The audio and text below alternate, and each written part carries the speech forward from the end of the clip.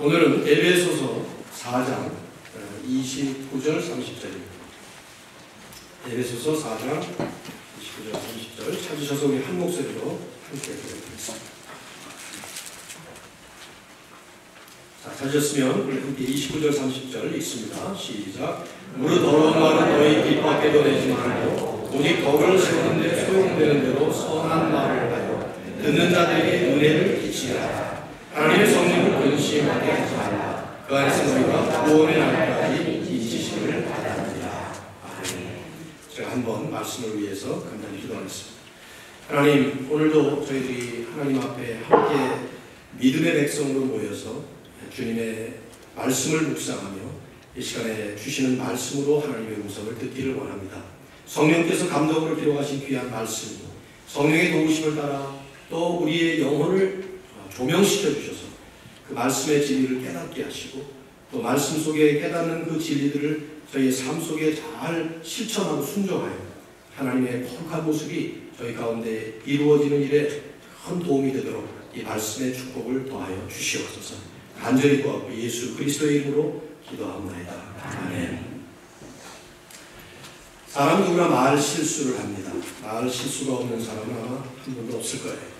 고 박정희 대통령과 유경수 여사께서 결혼식을 할 때 누가 주례했는지는 모르지만 그 주례자가 이렇게 시작을 했다고 합니다. 지금부터 신랑 유경수 군과 신부 박정희 양의 결혼식을 거행하겠습니다. 그렇게 해놓고는 자기가 실수한 걸 금방 깨닫고 다시 정정합니다. 신랑 박정희 군과 신부 유경수 양의 결혼식을 거행하겠습니다. 그렇게 했다고 해요. 그 두 분의 이름이 정희라는 이름이 주로 여자 이름이고 영수라는 이름이 남자 이름이다 보니까 아마 본능적으로 그런 실수가 나는 것 같습니다. 실제로 일어났는지 아니면 누가 만든 얘기인지 모르지만 제가 책에서 읽은 얘기예요. 그런 실수 할 수 있죠. 그런 정도의 말 실수 많이들 합니다. 그러나 그런 실수는 우선 넘길 수 있는 말 실수이고 또 별로 문제가 될 게 없지만 어떤 말은 실수를 하더라도 아주 치명적인 결과를 낼 수 있고 엄청난 해를 끼칠 수가 있습니다. 하물며 실수가 아닌 어떤 말들은 엄청난 파괴적인 결과를 만들어낼 수 있습니다. 한 잡지에 나온 글입니다. 들어보시죠. 나는 누구인가? 나는 치명적인 타격을 줄 수 있는 힘과 기술을 가지고 있다. 나는 죽이지 않고도 승리할 수 있다. 나는 가정과 교회와 국가를 파괴하고 수많은 사람의 인생을 파괴했다. 나는 전 역사와 전 세계에 나로 인한 희생자를 수없이 만들어냈다. 나는 바다의 모래보다 더 많은 나의 노예를 건드리고 있다. 나는 결코 잊어버리지 않고 결코 용서하지 않는다. 나는 누구인가? 내 이름은 중상모략이다. 그런 잡지에 글이 있었습니다. 남을 헐뜯고 비방하는 중상모략, 사실을 과장하고 거짓을 만들어내는 남을 해치는 중상모략.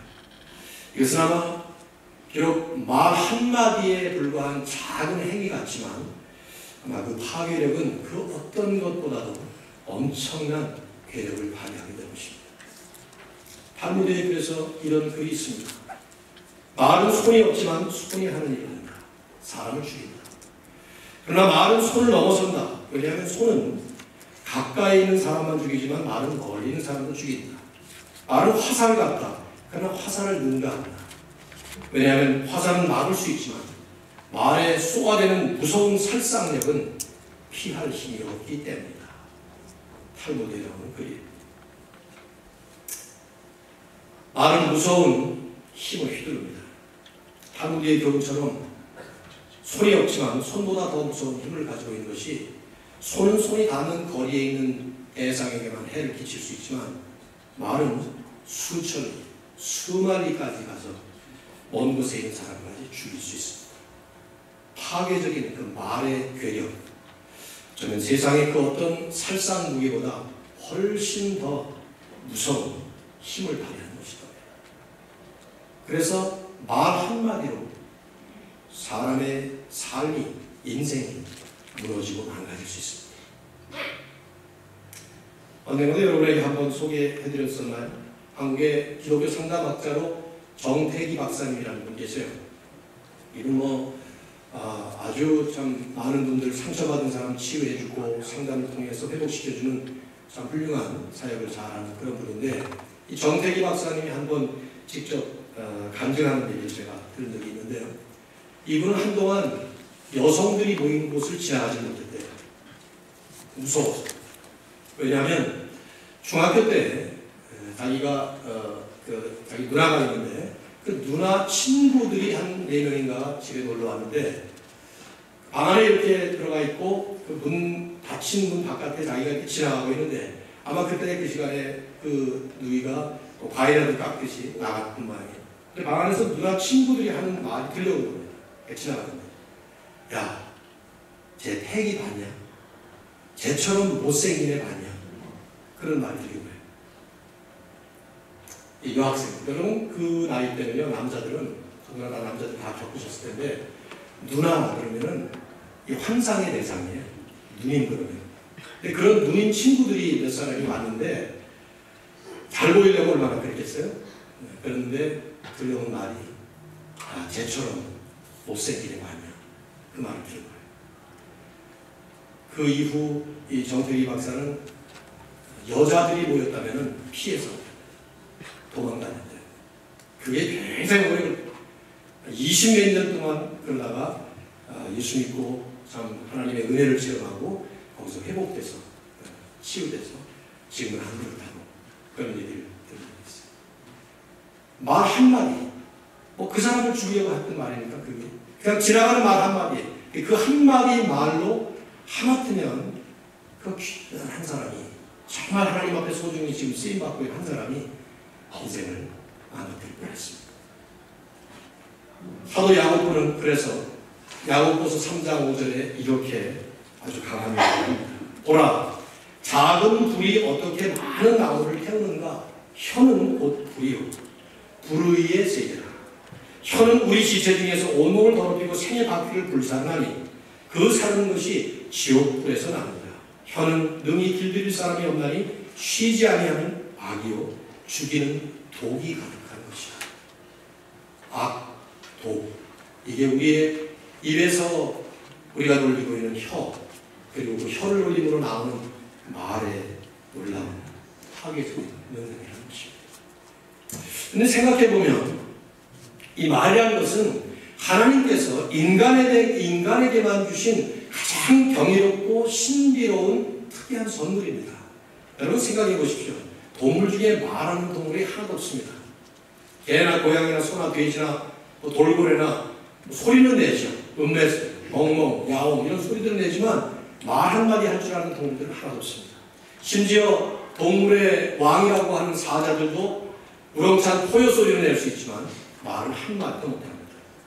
말은 오직 인간만이 할 수 있는 만물의 영장이라는 인간에게만 주어진 특권이고 인간만이 누리는 축복이고 인간을 다른 모든 피조세계의 모든 피조물 동물들과 뚜렷하게 구별하는 아주 특징적인 그런 인간 고유의 탁월한 기능이고 능력이에요. 하나님의 축복이죠. 어떤 신학자는 그래서 말은 우리가 하나님의 성품을 닮았다는 것을 보여주는 증거다. 그런 특별한 기능이다. 이런 표현까지 썼습니다. 근데 이제 그렇기 때문에 죄를 지은 후에는 인간은 이런 고유의 축복이며 특권인 말부터 타락하게 되었습니다. 축복의 통로이고 영광의 도구에 있었던 그 말은, 언어는 죄 때문에 더 이상 축복의 통로가 아니고 저주의 통로가 되고 영광의 도구가 아니라 너무 자주 부끄러운 수치스러운 모습을 드러내는 그런 수단이 되어버리고 마는 것을 우리가 우리의 삶의 현장에서 자주 경험하게 되시죠. 바울은 에베소서를 쓰면서 옛사람의 구습, old habits을 버리고 새사람의 새 습관, new habits을 갖춰라. 이런 말씀하면서 오늘 이 과제를 다루고 있습니다. 지난주에는 감사주일이라 에베소서를 건너뛰었습니다만은 그 바로 전주에 요 바로 전절에 나오는 28절을 보면 손을 사용하는 문제를 다뤘어요. 도둑질하지 말고 자기 손으로 수고해서 선한 일을 하라. 손을 다루는. 오늘 이 본문은 짧지만 입을 사용하는 문제를 다루고 있습니다. 아마 바울은 에베소 편지를 쓰면서 이 몸의 비유를 상당히 많이 했거든요. 몸을 세우고 뭐 건축하고 이런 것처럼. 그러면서 그렇게 하다 보니까 이런 생각이 나는지 모르겠어요. 우리의 지체들을 지금 쓰고 있는데, 아무튼 오늘 본문의 말씀의 핵심은 입을 사용하는 문제예요. 무릇 더러운 말은 너희 입 밖에도 내지 말고 오직 덕을 세우는데 소용되는 대로 선한 말을 하여 듣는 자들에게 은혜를 끼치게 하라. 이 29절, 제가 아마 암송을 그 절로 쓴 것 같은데요. 맞죠? 한번 여러분 다시 한번 읽어보실래요? 그리고 한번 외워보시겠습니까? 자, 한번 읽어보시죠. 다 같이. 시작. 더러운 말은 너희 입 밖에도 내지 말고 오직 덕을 세우는 데 소용되는 대로 선한 말을 하여 듣는 자들에게 은혜를 끼치게 하라. 네, 외우실 수 있겠어요? 한 번에 읽으면 외우시겠죠. 그렇죠? 하나하나 우리가 좀 곱씹어서 이 말씀을 좀 묵상하고 나면 아마 설교가 끝날 때쯤 되시면 여러분 아마 외우실 수 있을 겁니다. 왜냐하면 바울은 지금 계속해서 새로운 삶에 대해서 얘기합니다. 24절까지 썩어져가는 구습을 따르는 옛사람을 벗어버리고 오직 너희의 심령이 새롭게 되어 하나님을 따라 의와 진리의 거룩함으로 지으심을 받은 새 사람을 입으라. 이미 오래전에 설명을 드렸습니다만 이 말씀은 지금부터 옛사람 버리고 새 사람 입으라 하는 말씀이 아니라고 그랬죠. 주님의 은혜로 하나님의 은혜로 성령의 역사로 우리는 이미 옛사람이 아닌 새사람이 됐다는 것입니다. 그러나 새사람은 되었지만 새로운 삶의 습관을 들여서 삶 자체가 완전히 변화되려면 여러 가지 구체적인 실천적인 방안들이 마련되어야 된다는 거예요. 그래서 그것을 6가지로, 뭐 여러 가지로 나눌 수 있겠습니다만 6가지로 구체적으로 얘기합니다. 25절에서 거짓을 버리고 참된 것을 말하라. 26절에서는 불의한 분노를 멈추고 의로운 성결을 이루라 말씀합니다. 그리고 28절에서는 도둑질을 멈추고 자기 손으로 수고하여 선한 일을 하라 말씀했어요. 오늘 네 번째로 새로운 삶의 또 한 방편으로 입의 문제를 얘기합니다. 더러운 말은 입에도 담지 말고 입에도 내지 말고 오직 덕을 세우는 데 소용되는 대로 선한 말을 하라. 그래서 듣는 이들에게 은혜를 끼치게 하라. 간단하지만 참 심오한 표현들을 했어요. 생각해 보세요. 우선 더러운 말은 입 밖에도 내지 말라. 이 더러운 말이라고 표현되는데 번역이 좀 필요하고 해석이 필요해요. 헬라 원어에 보면 더럽다는 표현을 사프로스라는 단어를 썼어요.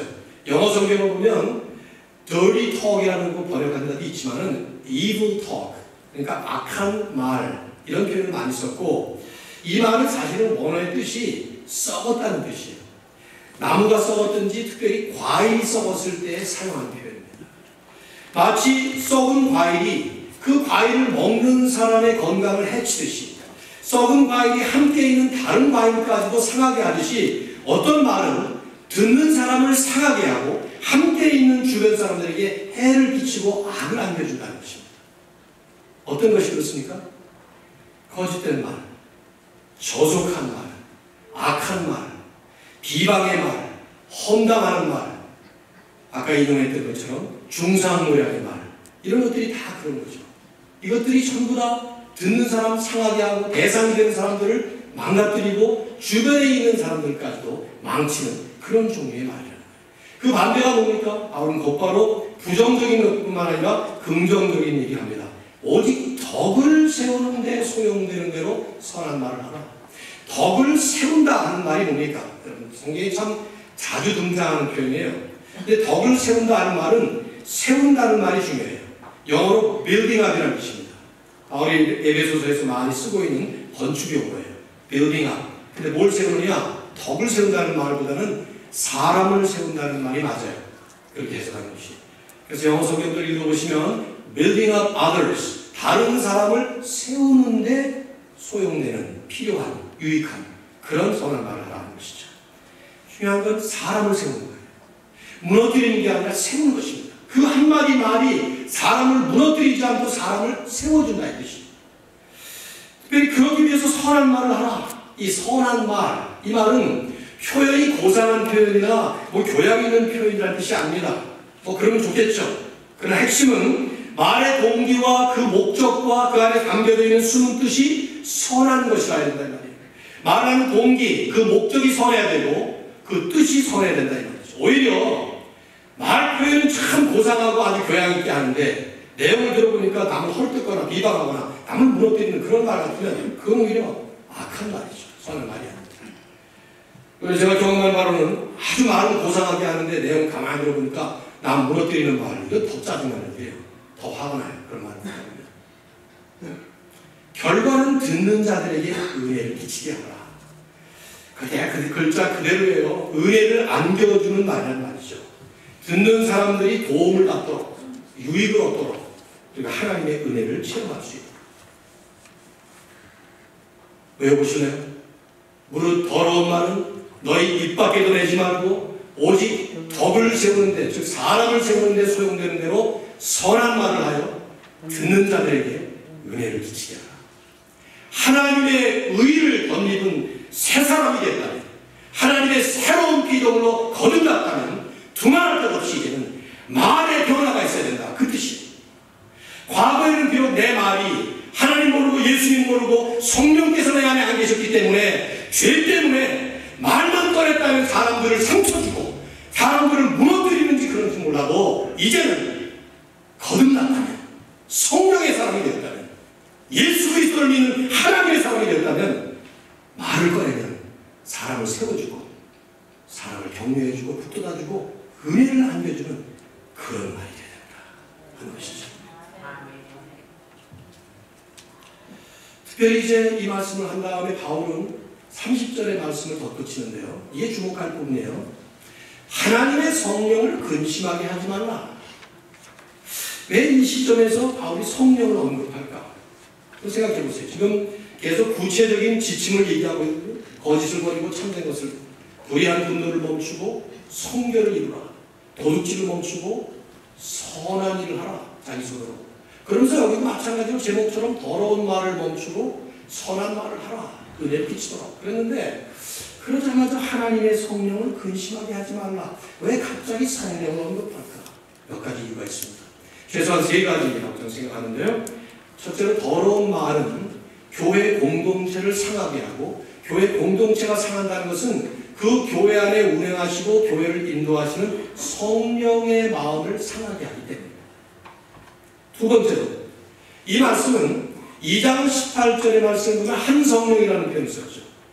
한 성령, one spirit. 또 4장 3절과 4장에 보면 평안을 내는 줄로 성령이 하나 되게 하신 것을 힘써 지키라. 이 성령이 하나 되게 하신, 이런 한 성령, 성령이 하나 되신, 이런 것들을 강조한 걸로 볼 때 더러운 말은 교회 공동체의 하나됨을 망가뜨리고 깨뜨려 버리는 짓이기 때문에 그렇다는 것이죠. 세 번째로, 더 깊게 이 말씀을 묵상해 보면 에베소 전체의 문맥에서 보면 중요한 한 가지가 또 있어요. 우리 눈에 보이지는 않지만, 눈에 안 보이지만 항상 존재하고 언제나 활동하고 있는 마귀의 존재에 대해서, 마귀의 역사에 대해서 지금 바울은 성령을 언급하면서 말씀하고 있는 것입니다. 27절에 너희는 분을 내어도 죄를 해가지도록 분을 품지 말고 하고 끊지 않고 그 다음에 마귀에게 틈을 주지 마라, 이런 말씀을 했어요. 지난번에 이미 자세히 말씀 나눴죠. 우리가 분을 낼 때 그 분은 내가 성격이 나빠서나 아니면 내가 성격상 터뜨려지는 그런 문제가 있기 때문만은 아니라는 거예요. 결국 이 죄와 관련되는데 그것과 연관해서 깊이 생각해야 될 것은 마귀가 그 틈을 노리고 우리에게 자기 식대로 역사한다는 것이죠. 그래서 틈을 주지 마라 말씀한 거예요. 이번 분도 마찬가지예요. 더러운 말은 너 입 밖에도 내지 말라. 오직 덕을 세우고 사람을 세우고 공동체를 세우는데 소용되는 대로 선한 말을 해서 듣는 자들에게 은혜를 끼치게 하라. 왜?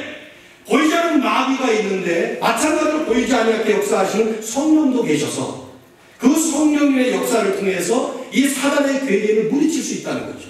좀 있으면 이제 6장에 나가면 그 성령의 얘기를 영적 전투의 얘기를 가지고 사도 바울은 풀어갈 얘기예요. 마귀의 존재를 바울은 에베소서를 쭉 전개하면서 언제나 염두에 두고 말씀을 하는 겁니다. 그러다가 마치 강타를 날리듯이 6장에 가서 그것을 클라이막스로 얘기하지, 그동안은 쭉 그냥 얼핏 조금씩 힐끗 이렇게 보여줄 뿐이에요. 여기도 마찬가지예요. 보이지 않는 마귀가 우리가 더러운 말을 할 때, 상한 말을 할 때, 무너뜨리는 말을 할 때, 비방을 하고 험담을 하고 중상을 할 때, 이럴 때 공동체를 무너뜨리고 하나님의 역사를 가로막는 일을 한다는 것이죠.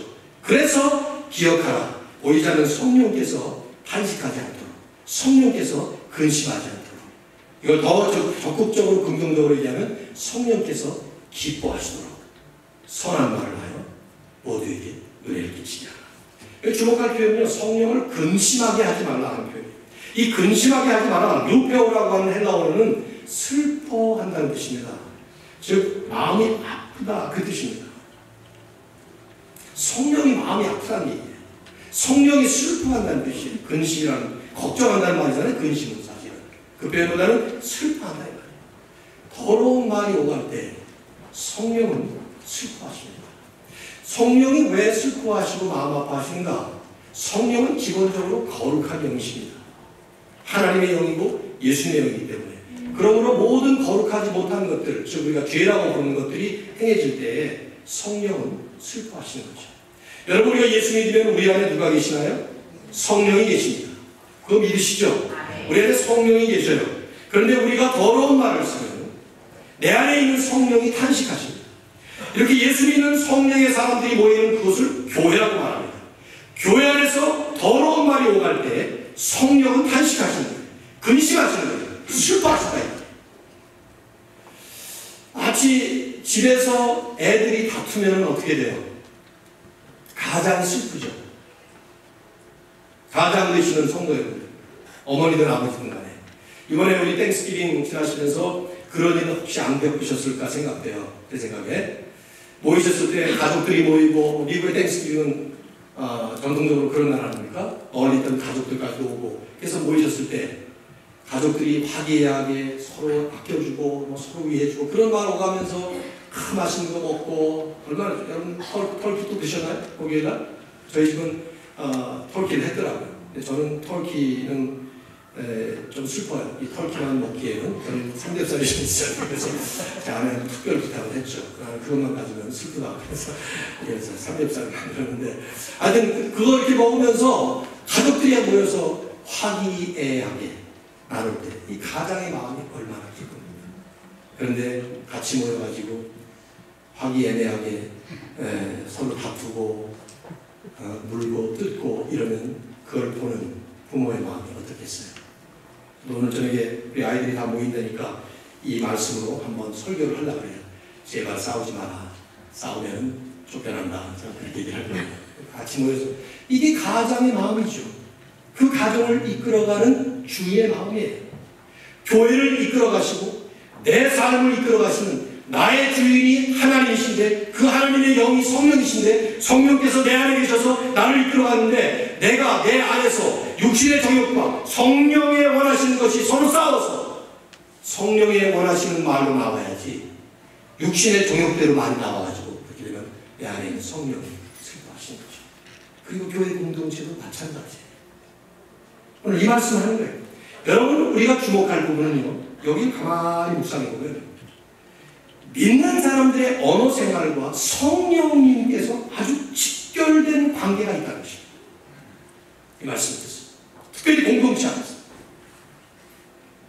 우리가 더러운 말을 할 때, 그래서 공동체가 그 말의 결과로 상처를 입을 때, 성도들이 상처를 입고 마음이 아플 때, 그건 성령께서 탄식하고 슬퍼하시는 거예요.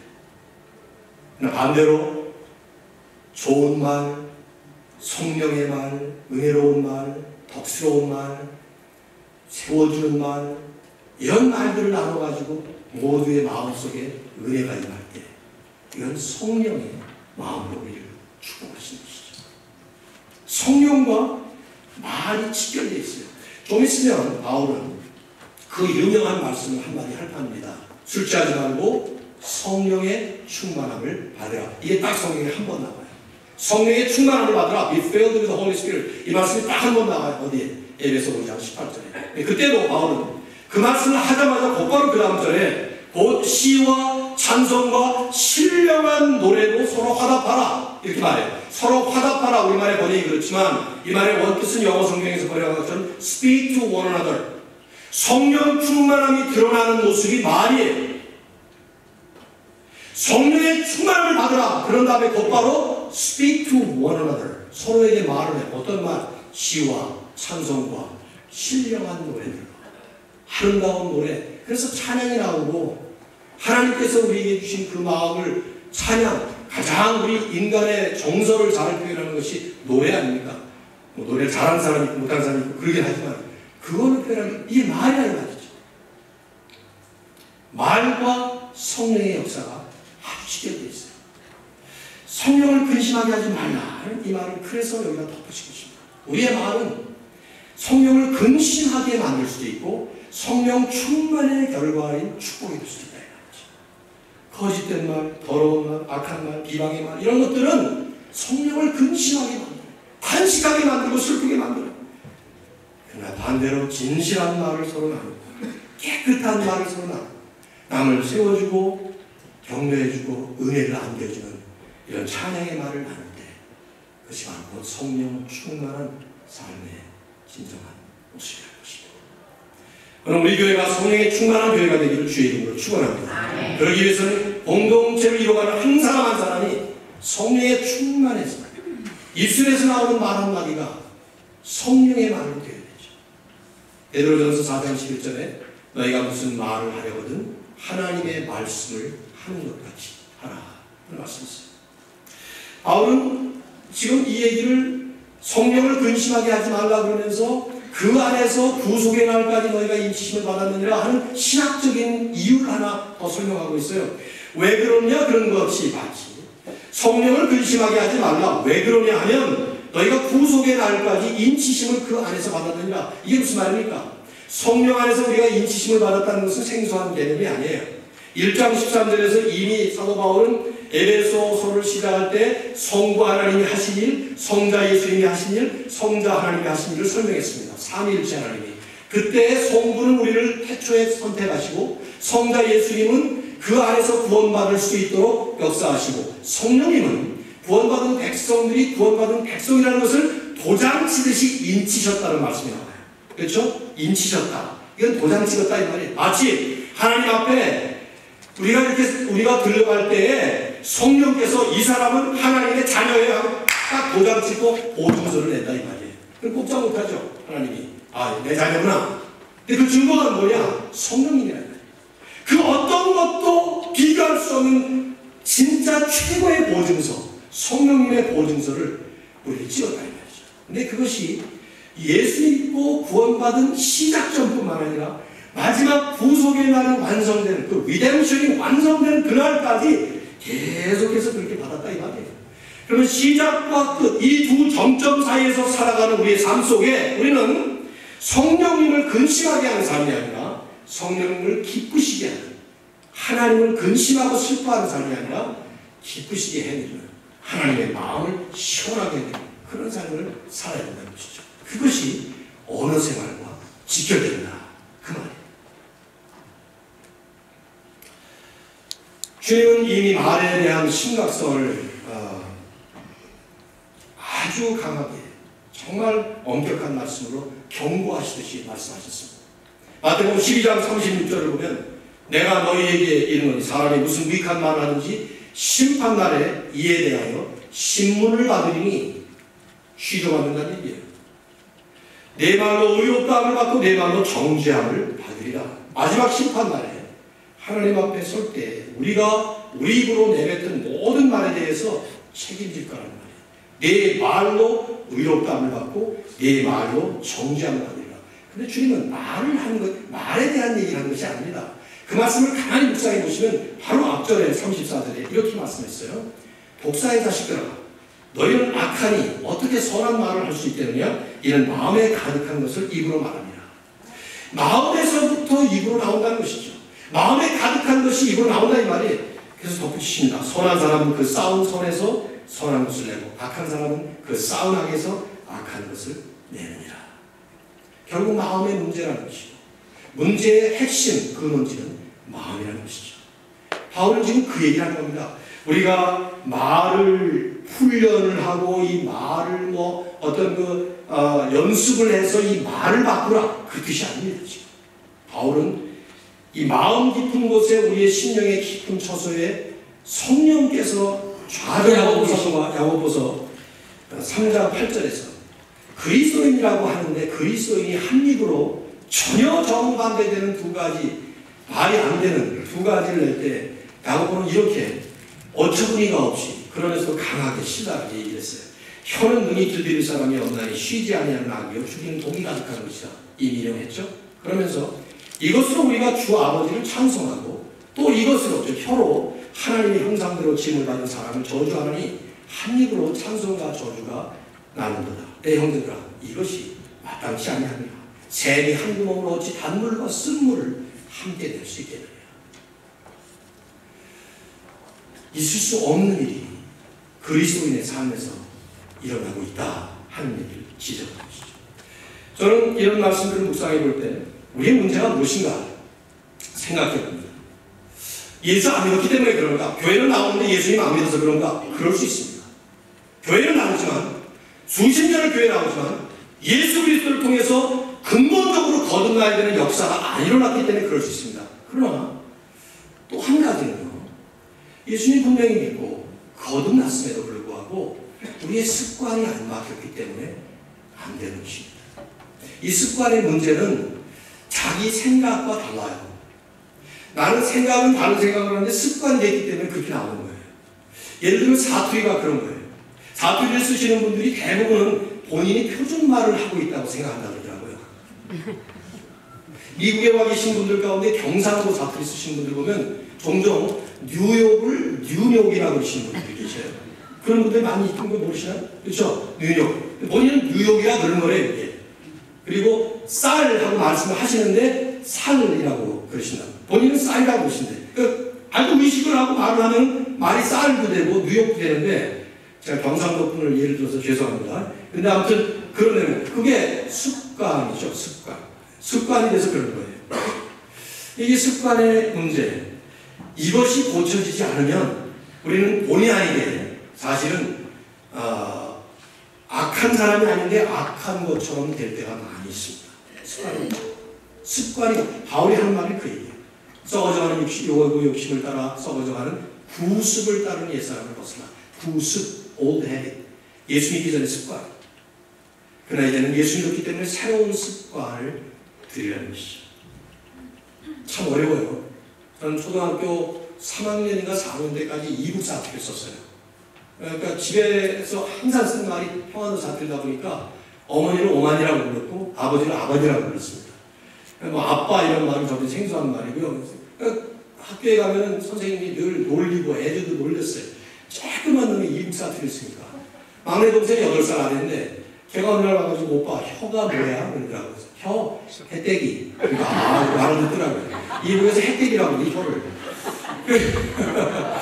이 표준말을 못 알아듣고 사투리를 알아듣는 거예요. 이걸 고치느라고 꽤 애를 썼어요. 지금도 가끔씩 나오긴 하지만 그게 습관이죠. 그까지는 사투리 습관이 아무것도 아니지만 우리가 지금 얘기하는 건 그 차원이 아니지 않습니까? 인디안 속담에 같은 말을 10,000번 반복하면 반드시 이루어진다 이런 말이 있습니다. 그래서 뭐 여러 가지 의미를 가진 속담이긴 하겠습니다만 말도 계속해서 우리가 반복하면 달라질 수 있고 또 반대로 그것이 굳어질 수 있는 것인데 이 old habit, 옛 습관을 버리고 새로운 습관을 들이기 위한 몇 가지 실천 지침을 제가 한번 좀 써봤습니다. 어떻게 해야 좋겠는가? 이런 말씀을 그냥 이론으로만 듣지 말고 내 삶에 어떻게 해야 할 수 있겠는가? 질문형으로 자기 성찰을 하는 그런 질문을 드립니다. 첫째, 내 말이 항상 진실한가 살피는 것입니다. 질문하는 거예요. 내 말이 항상 진실한가? 이미 이 문제는요, 25절에 바울이 한번 얘기했어요. 그런즉 거짓을 버리고 각각 그 이웃과 더불어 참된 것을 말하라. 그때는 사실은 말을 포함한 모든 삶에 거짓된 삶을 버리고 진실된 삶을 살아라. 이런 말씀이죠. 오늘 이 본문은 특별히 말 분야에 이걸 적용하도록 말씀하는 겁니다. 내 말이 언제나 진실한가 하는 질문입니다. 혹시 내 말 속에 거짓말이 담겨져 있는 건 아닌가? 저는 자주 봤던 모습이 하나가 이런 거예요. 뭐 전화가 왔어요. 아이가 전화를 받습니다. 그런데 엄마를 찾습니다. 근데 웬일인지 그 엄마가 엄마 없다 그래? 없다 그래? 이런 말들. 이건 악의가 있는 거짓말은 아니에요. 이런 게 습관이 되면 자녀들도 역시 악이 커가지고 똑같이 그렇게 되게 쉽죠. 없다 그래 이런 말 같은 거. 악이 있는 거짓말만 우리는 거짓말이라고 생각하지만 우리의 삶이 100% 진실할 수가 없는 죄인인지라 우리는 그 어느 분야에 진실하지 못한 부분이 있을 겁니다. 특별히 말 속에 그게 있다 이 말이죠. 살펴봐야 되는 거예요. 거짓말이 혹시 없는지. 내가 모르는 말을 남에게 아는 것처럼 전하지는 않는지. 사실 그대로 말하는 훈련이 필요합니다. 직접 화법을 할 수 있는 훈련이 필요해요. 문제는 자신이 거짓말을 한다고 생각하지 않는 것이 문제인데 상당히 많은 경우가 거짓말을 하고 있는 거예요. 그 중에 대표적인 게 지난번에 말씀드렸죠. 과장하는 것. 이 거짓말입니다. 과장은요. 사실 이상을 넘어가는 거니까. 의도에 어긋나게 말하는 것도 거짓말이에요. 강조점만 바꾸면 거짓말이 돼요. 아버지가 방에 들어가셨다. 그 말을 아버지 가방에 들어가셨다. 쉽게 거짓말이 되시죠. 그것이. 그래서 그 안에 담겨져 있는 거짓된 것을 찾아야 합니다. 그리고 하나님 앞에 회개해야 되는 거죠. 둘째로, 더 중요한 말입니다. 내가 하는 말은 남을 세우기 위함인가? 남을 넘어뜨리기 위함인가? 살피는 것입니다. 특별히 남을 비판할 때 참 우리 언어 생활이 남 얘기로 꽃을 피우죠. 그리고 그 남 얘기 가운데 대부분의 경우는 비판 얘기가 아주 많습니다. 남 흉보는 얘기 얼마나 많이 하는지. 흉볼 수 있어요. 비판할 수 있습니다. 그것이 건강한 비평이라면, 그리고 정당한 온전한 비평이라면. 그러나 이 질문을 해봐야 되는 거예요. 내가 하는 말은 남을 세우기 위함인가? 남을 넘어뜨리기 위함인가? 그게 비방이 말이죠. 저는 이 비방에 이유가 있다고 생각해요. 현실적으로 생각해 볼 때 두 가지 이유가 분명히 있습니다. 첫째는 자기 자신을 모르기 때문입니다. 비방을 하는 그 대상이 나보다 못하다고 생각하기 때문에 비방을 하는 것인데, 정말 그가 나보다 못한지, 내가 그보다 나은지 사실 생각해 봐야 돼요. 정태기 박사님 얘기를 했어요. 정태기 박사님께 야, 저 태기 쟤처럼 못생긴 애 봤냐? 하고 말했던 그 네 분의 누님 친구들은 지금쯤 미스코리아를 한 번씩 했을까? 나는 그게 궁금해요. 그분들은 정말 인물이 출중하고 너무나 미모가 뛰어난 사람들이기 때문에 정태기 박사님을 그렇게 흉보았는지, 아니면 그 가운데도 분명히 남에게 못생겼다는 말을 들은 사람이 있을지도 모를 텐데 그랬는지. 우리는 자기가 남보다 낫다고 생각하는 것이죠. 예수님이 하신 말씀이 정확한 진리예요. 남의 눈에 있는 티는 보면서도 자기 눈에 있는 들보를 보지 못합니다. 죄 때문에 그래요. 하지만 죄가 있었을 때는, 죄에 사로잡혔을 때는 남의 눈에 있는 티는 보지만 내 눈 속에 있는 들보를 보지 못하는 이 고장난 시력을 가지고 살던 우리지만, 예수 그리스도로 인해서 거듭난 뒤에는 내 눈 속에 있는 들보가 잘 보이기 시작해야 합니다. 남의 눈에 있는 티가 잘 안 보여지기 시작해야 됩니다. 그래서 남의 눈에 있는 티가 어느 날 보이면 그보다 훨씬 더 큰 들보가 내 안에 있는 것이 보여져서 남을 입을 열어 비방하기 전에 먼저 내 자신이 자기에 무릎 꿇고 나에게는 저런 모습이 더 많은데, 그리고 하나님 앞에 회개하는 이 작업, 이게 성령의 사랑이에요. 성령께서 일으키시는 역사입니다. 또 하나 비방하는 이유로 생각한다면요, 제가 볼 때는 보람 있게 할 일을 찾지 못했든지 망각했기 때문이에요. 여러분, 하나님은 존귀한 목적을 위해서 우리를 창조하셨습니다. 그래서 존귀한 목적을 위해서 우리를 이 땅에 보내셨고, 고귀한 목적을 위해서 우리를 구원하셨고, 이제는 구원받은 백성이지만 영광스러운 목적을 위해서 지금도 이 땅에 남겨두고 계신 거예요. 이런 목적을 망각했든지 아니면 모르게 되면 그 소중한 인생을 남 비방하는 것을 꽃을 피우면서 낭비하는 것입니다. 나는 그 생각이 들어요. 아니, 저렇게도 할 일이 없어? 남 얘기를 하게. 저렇게도 할 일이 없어서 남을 비방하는 일을 가지고 인생을 꽃을 피워? 너무 안타까운 일이에요. 할 일이 얼마나 많습니까? 모이면 같이 찬양하고, 그리고 성도들끼리 모이면 하나님의 은혜를 서로 나누고, 또 믿지 않는 사람하고 만나면 하나님의 말씀을 전해서 내가 받은 구원을 그분도 받을 수 있도록 그렇게 만들어주는 구원의 통로가 되어주고, 할 일이 얼마나 많은데 할 일 없는 사람들이 하는 것처럼 남 얘기, 남 비판하는 일로 꽃을 피우고 사는 말이죠. 그래서 여러분 연속극 보지 마세요. 자꾸 연속극 보면서 그 남 비판하는 거. 온통 연속극 그런 얘기하고 있더라고요. 세 번째로, 내 말이 의도하지는 않았지만 결과적으로 남에게 해가 되지 않았는지 살펴봐야 됩니다. 저는 이 부분이 대단히 많이 있을 거라고 생각합니다. 내가 의도하지는 않았어요. 정태기 박사님을 그렇게 비방했던 여자들이 뭐 이 말 듣고 너 죽어라 그렇게 했겠습니까? 전혀 생각 없이 그냥 자기가 느낀 거 얘기한 거예요. 아, 내가 느낀 거 얘기한 게 뭐라는 것이냐. 근데 그 느낀 것을 얘기하는 것이 그게 진리인지는 모르지만 그 사람을 망가뜨릴 한 것처럼 우리들도 아무 생각 없이 혹은 그런 의도가 전혀 아닌데 그런데 결과적으로는 남에게 해가 되고 남에게 상처를 주고 남을 아프게 할 수 있을 거다. 나쁜 의도만 없으면 우리는 괜찮다고 생각해요. 그렇지 않습니다. 의도하지 않아서도 실수로 사람을 죽이면 과실치사입니다. 의도하지 않아서도 실수로 남의 것을 내 것으로 만들게 되면 그것도 도둑질이라고 말씀했어요. 의도하지 않았어도 내가 말한 그 말실수 때문에 다른 사람에게 아픔을 주고 상처를 주고 그랬다면 그것도 회개해야 될 일이에요. 저는 평생, 반평생 이상을 말을 하는 그런 분야에서 지금 일을 하고 있잖아요. 설교자이고 말을 얼마나 많이 하는 목회자입니까? 그러다 보니까 말 실수도 많이 합니다. 하루 일과를 마치고 나면 기도하는 제목 가운데 하나가 하나님 오늘도 내가 뱉은 말 가운데 남을 세워주지 못하고 오히려 깎은 말이 있다면 아프게 한 말이 있다면 하나님 용서하십시오. 생각나게 해주시고 그 실수 또 범하지 않도록 도와주십시오. 저는 그것이 매일 저녁에 제 기도 제목이에요.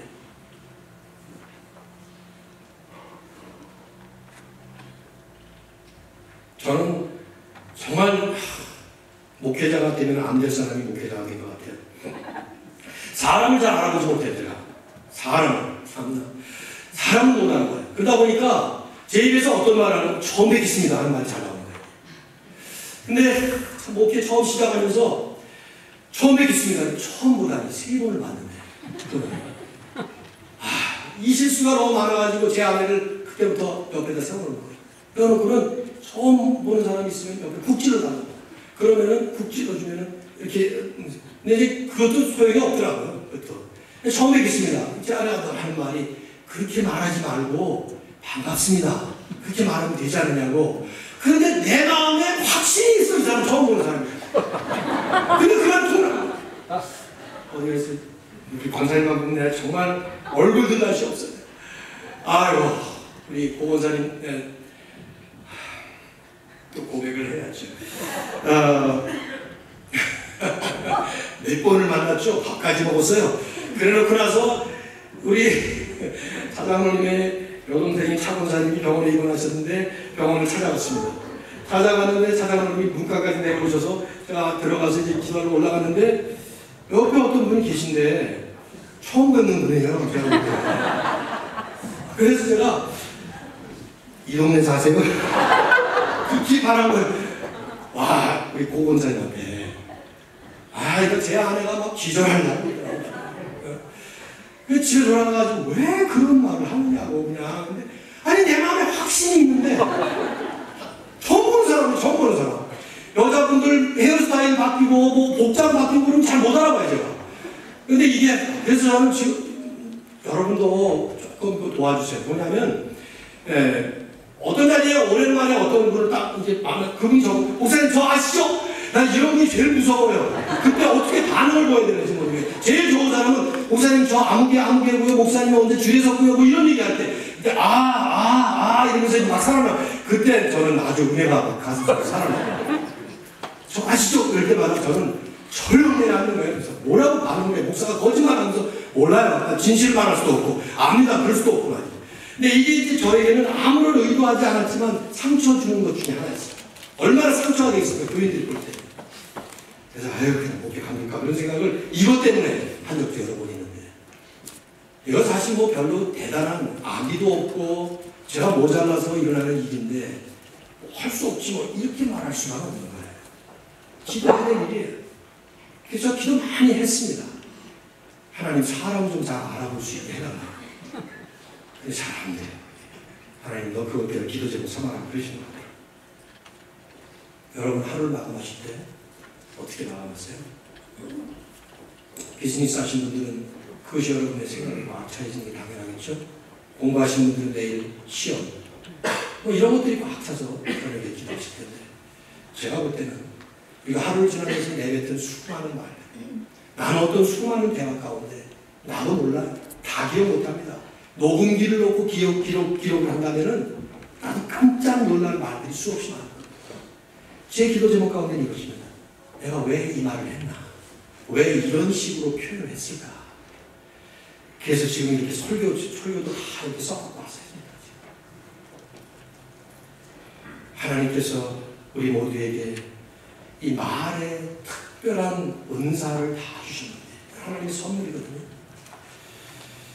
네 번째로 하나 더 하고 마치겠습니다. 내 말이 내 심령, 나의 심령을 평안하게 하는지 불편하게 하는지 살펴야 합니다.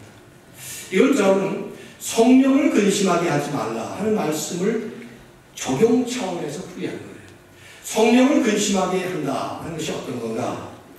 내가 성령의 사람이라면, 내 안에 성령님이 계시는 예수 믿고 구원받은 백성이라면, 내가 뱉은 말이 성령께서 기뻐하시는 말이 아니면 성령은 슬퍼하십니다. 그러면 내 마음이 슬프게 돼 있어요. 내 마음에 무겁게 돼 있어요. 성령이 기뻐하시는 말을 내가 했다면 나도 기쁘고 성령도 기쁩니다. 그래서 우리는 이걸 역으로, 성령님을 우리가 진단할 수 없으니까 역으로 진단할 수 있다는 거죠.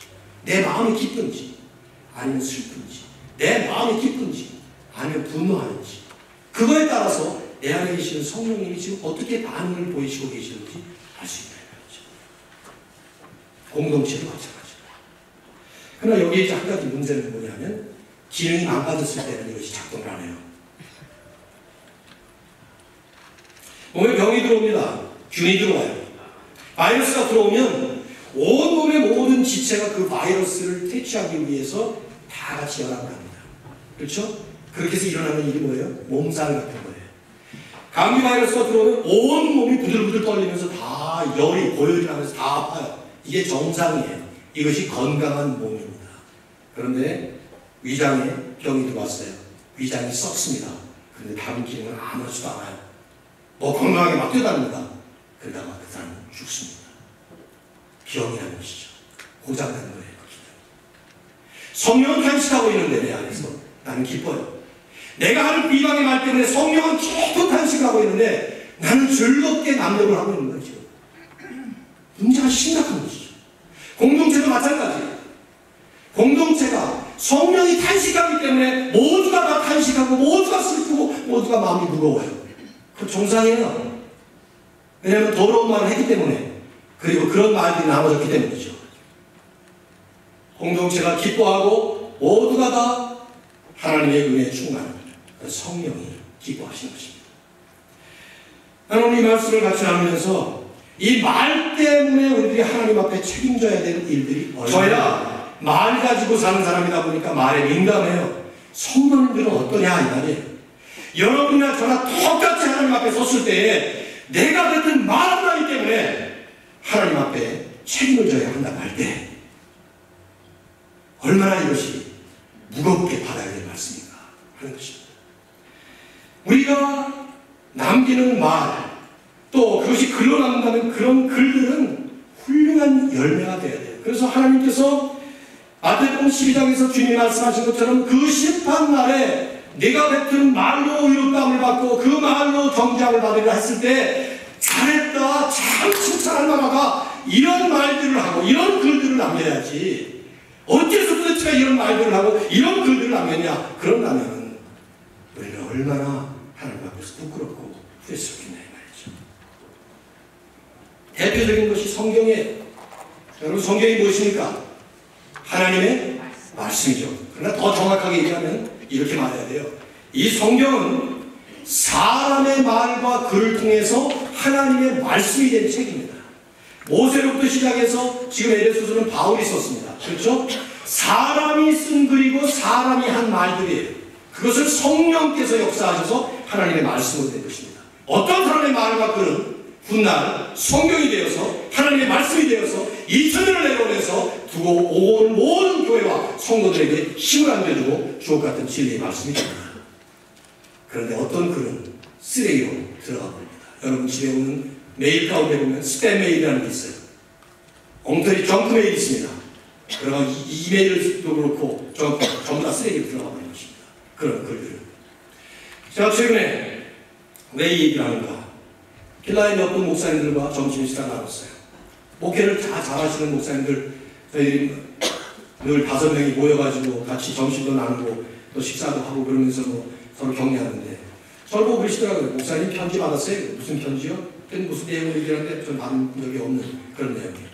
어떤 교회의 목사님을 비방하는 글을 편지로 다른 교회의 목사님들과 장로님과 이런 사람들에게 돌린 거예요. 그 글의 대상이 되시는 목사님은 이 필라델피아에서 목회를 잘하시고 다른 분들에게 존경을 받고 그런 분입니다. 모르겠습니다. 그분이 마지막에 무슨 잘못을 저질러서 이런 것이 돌아가는지. 그러나 어쨌든 저는 이런 얘기를 했어요. 나눴습니다. 이제 필라델피아도 쑥대밭 되게 생겼구만. 한 교회가 무너질 때 그리고 그 교회를 무너뜨리는 일 가운데 말이나 글이 그런 식으로 악용될 때 깊은 성령의 탐식을 만들어내는 엄청난 일들이 일어납니다. 그것이 이 미주에 한국에 곳곳에 다니고 있는 일이에요. 저는 그래서 그런 얘기를 했습니다. 그 사건의 지인 이를 가릴 필요도 없이 그런 편지질을 하는 사람, 그래서 비방하고 성경이 분명히 나와요. 여러 가지로. 그래서 하지 말라는 얘기가. 그래서 다른 교회까지 다 힘들게 만들고 은혜를 떨고 은혜를 망가뜨리는 한마디 말 하나의 글이 하나님의 은혜를 망가뜨리는 이런 일들을 즐겨하고 있는 오늘 이 시대에 무너진 모습. 여러분 우리가 거기에 동참해야 되겠습니까? 하나님의 거룩한 성령이 역사하시고 그래서 하나님이 기뻐하시는 하나님이 탄식하시는 그런 시대에 살면 하나님이 기뻐하시는 삶을 살아야 되지 않겠습니까? 2016년도를 시작하면서 마무리를 합니다. 말과 글과 행동과 가장 중요한 심령에 하나님의 거룩한 역사가 임하셔서 주의 크신 은혜가 넘칠 수 있기를 주의 이름으로 축원합니다. 이 시간